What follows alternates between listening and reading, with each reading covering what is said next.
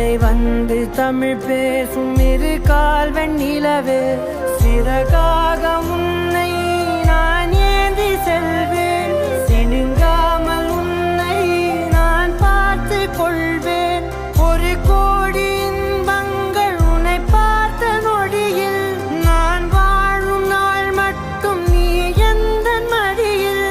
உன்னை ஈன்ற பொழுதிங்கு கடவுள் தன் முகம் பார்த்த பொழுது உன் பாதம் தொழுது.